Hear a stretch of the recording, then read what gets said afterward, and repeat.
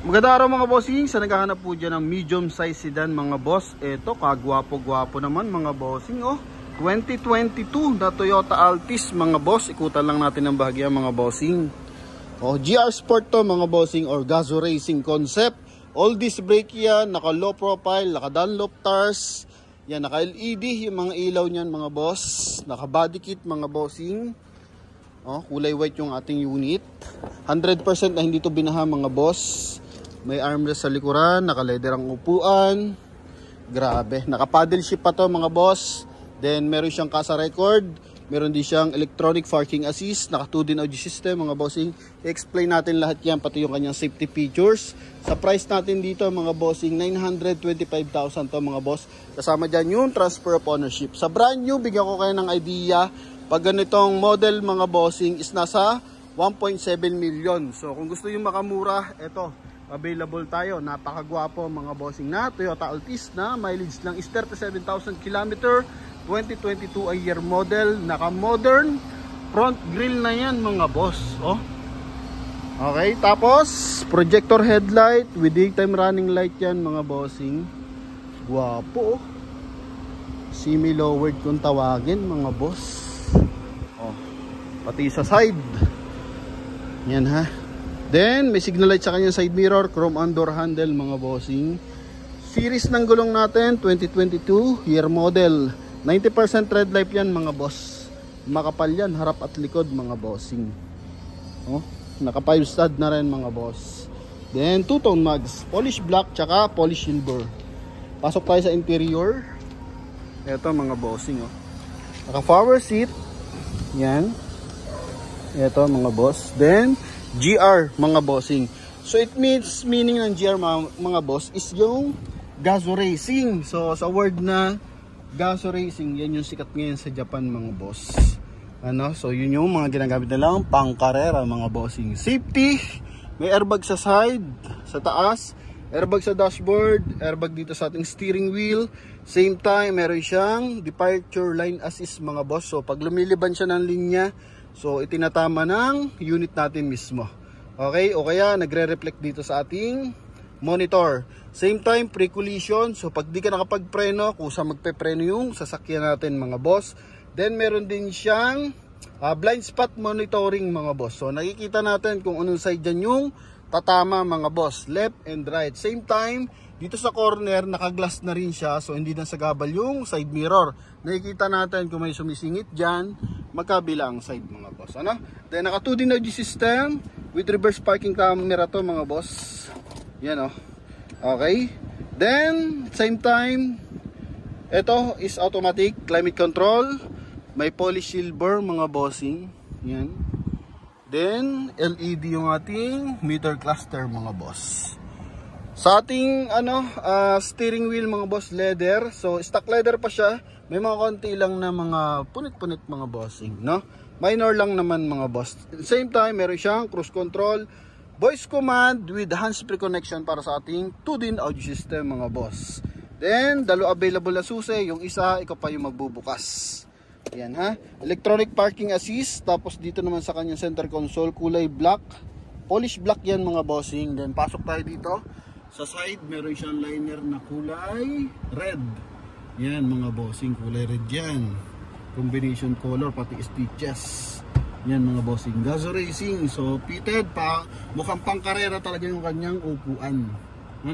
Even sa likuran mga boss, may armrest na napakahaba with cup holder yan mga bossing.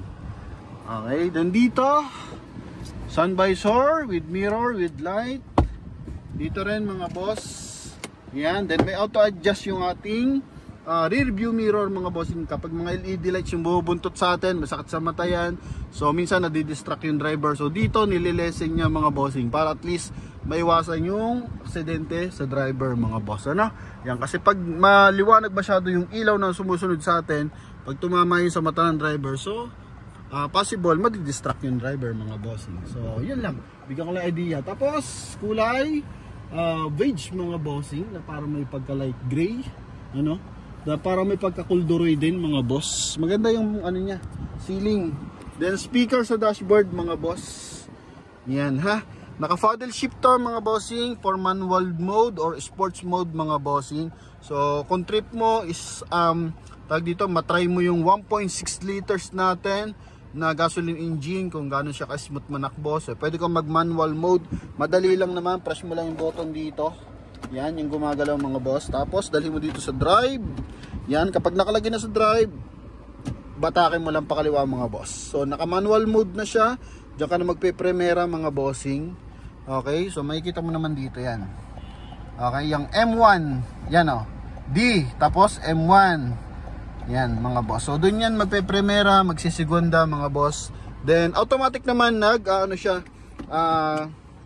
naglo-low gear mga boss.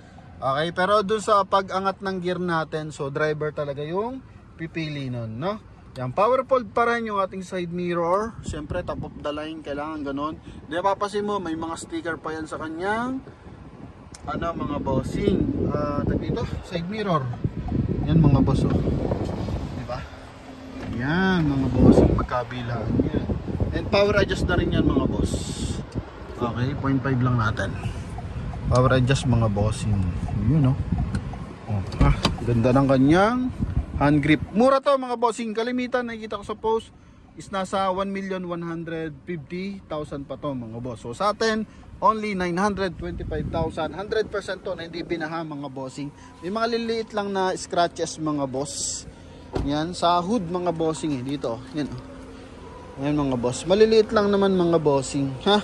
Yan, kung hindi naman kayo maselan mga boss, ito pasok na pasok to sa inyo. Okay? So minor lang naman yung mga konting gas-gas pagdating sa second hand mga bossing. Yan, may mga ganyan mga boss. Then yung kanyang floor matting mga boss, yan pan GR talaga yan ha. Then aircon ventilation, armrest natin, detachable armrest. Yan. Okay. Then dito napalaking door opener na kulay silver. Then dito leather mga boss. Sa likod natin LED lights yan. Pakita ko lang, may chrome line pala siya dito sa window. Ito mga boss yung likod niya, no? May ducktail kung tawagin mga boss. Yan, parang puwit ng itek mga bossing. Ha? Then naka LED. Then dito chrome line mga boss. Okay, silipin natin yung kanyang trunk compartment. So yung trunk compartment natin pwedeng buksan sa remote, pwede rin dito manually. Ito mga boss. Yun oh, bango ng loob. Oh ha. Okay, naka low profile din. Then Dunlop din mga boss ang gulong niya. Oh ha. Okay, tapos yung ating jack. Then tow, pantow mga boss, yan tow hook. Tapos tie wrench mga boss. Okay, yan ha. Pakalinis niyan mga boss. Yan mga bossing ha. Klarado yan mga boss, walang basag, mga panel, buo. Then kabilang side. Grabe, pogi nito. Oh. Yan mga bossing. 925,000. Oh. Tawag na mga boss. Ha, kung hindi nyo ako matawagan, pwede kayo mag-text sa akin. Mag-iwan kayo ng mensahe mga boss kasi marami talagang tumatawag. Dagdag pa natin, may airbag pa pala siya dito sa side ng upuan. Ganda ng nyo, curving mga boss. Oh. Kaya mga bossing, talagang dikit na dikit yung katawan mo dyan mga boss. Oh. Yan, siyempre silipin natin yung kanyang engine bay. Makina na ito 1.6 liters na gasoline engine mga boss.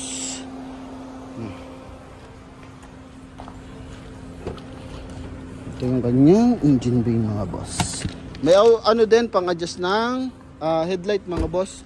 Kung loaded ka, nakatingala yung unit mo mga bossing. So, pwede mong ibaba yung iyong headlight. Okay. Yan. So, 1.6 liters gasoline engine, buong insulator. Ito yung detalye. 1.598 mga bossing. Ha? So, equivalent of 1.6 liters, 4 cylinder mga boss. Buo ang mga panel yan mga bossing. Yan. Buong buo yan mga boss. Pati dito, sinilip ko na yan mga bossing. Buo din yan mga boss. Ano? Okay, so sa mga nagkaka-interest dito, may kasa record naman to mga bossing. Kaya pwede nyo na ito makuha mga boss. Ano? Kaya pwede na kayong tumawag mga boss. Ang gwapo nito mga bossing ha. Sa mga gusto magpadala ng mekaniko, relatives na marunong tumingin ng unit, wala po tayong